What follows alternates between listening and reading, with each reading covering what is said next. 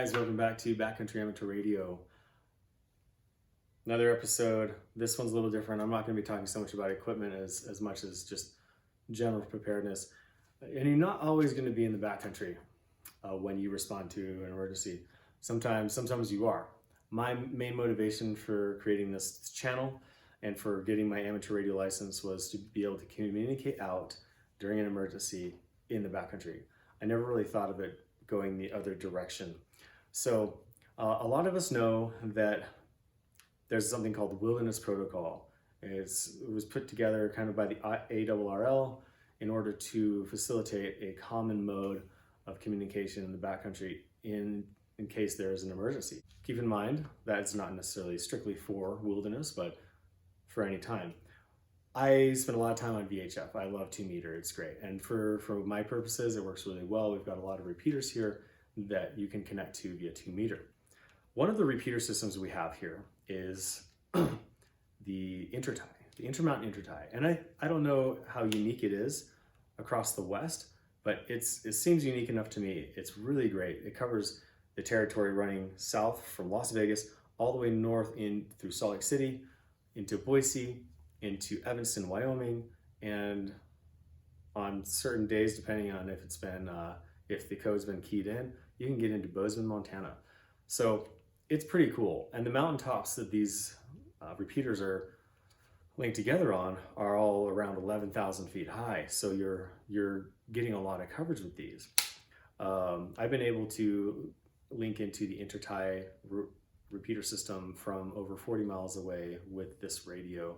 By the way, this is a Yaesu FT25R, nothing crazy. It is an analog radio. I use it all the time, and I really like it because it is so simple. And it is only a 2 meter radio. So that being said, obviously use a radio that is going to get out wherever you are. This antenna is a Brie, and it's been reviewed by Hoshnasi. I love the review on those antennas. I also have the really long one, and that performs exceptionally well. Beware, there are a lot of frauds on those antennas. Anyway, this is the setup that I had yesterday when I was listening to the intertie on the 147, 1.8 megahertz. Yeah, so 147.18 megahertz on top of the Snowbird Mountain Ski Resort. And as part of the intertie system, it has this broad reach. I was listening to a couple operators just chatting it up. They were both in Idaho, I think. Anyway, in comes this operator, break. I have an emergency. And all of a sudden things get a little quiet. It's break, we have an emergency in Christmas Meadows. And so the other operators who were discussing, or QSOing, stopped, said, go ahead, break, what's your emergency? That's when we realized that they couldn't hear us. This happened over and over. And the only specifics we were able to get was there was an emergency on the Christmas Meadows Road off of Mirror Lake Highway. And I happen to know that was in the Uintas. That's right around the corner from me. It's still over an hour drive from my house, but I knew the region. And so after several operators keyed in, trying to help, and that operator in distress, not being able to hear them, I got on and I said, I will make the call to dispatch. I will give the information that we've got. And if anybody else gets more information, please call me on the radio and I will relay it to dispatch.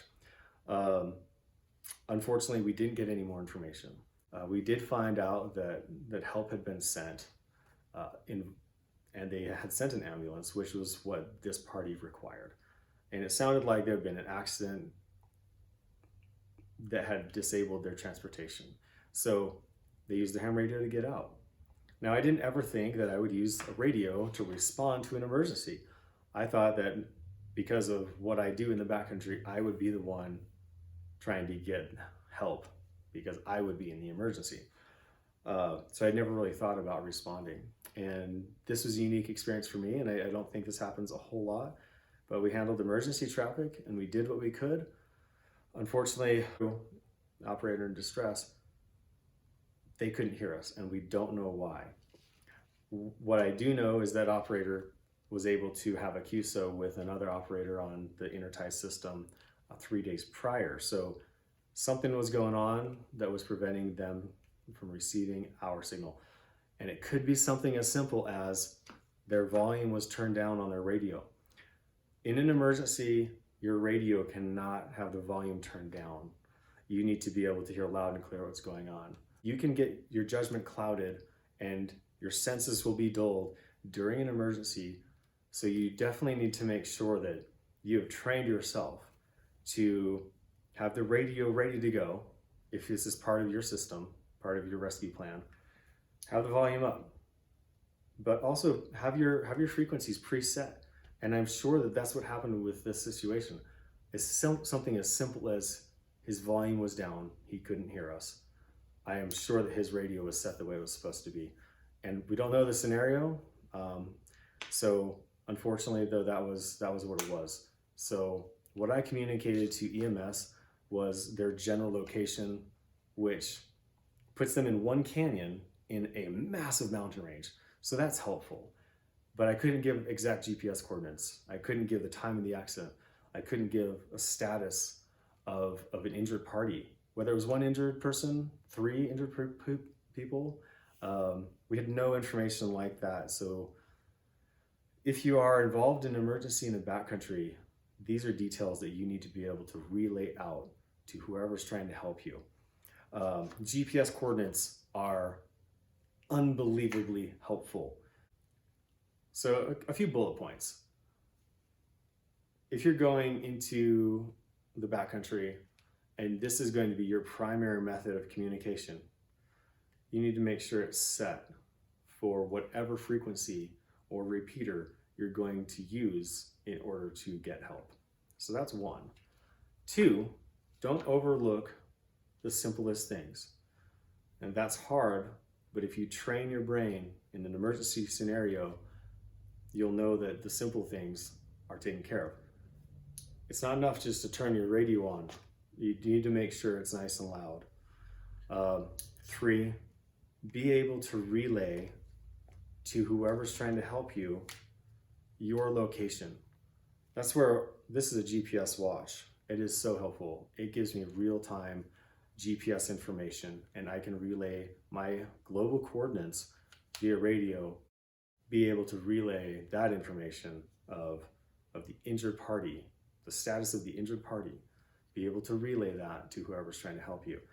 So that whoever's responding knows exactly where you are, can come prepared with the proper medical equipment to assist or even save a life. Backcountry amateur radio operators, wish you the best. Keep using the equipment, keep learning, and keep trying to be part of the greater good. And if you haven't subscribed, please subscribe. I want to try to grow this into something that I can continue to do this and promote radios in the backcountry. And I'm not always going to talk about radio reviews or how to program it. This is to facilitate your actions in the backcountry. I would love some more feedback about this. I'd love to have a little bit more discussion about emergency scenario in the backcountry or just in general, because I think it can apply in urban settings, in suburban settings, in wilderness settings. No matter where you are, you can be of help. So please comment, and please, if you have a story to share also regarding a similar scenario, please reach out. So look forward to seeing you down the road. Backcountry Amateur Radio.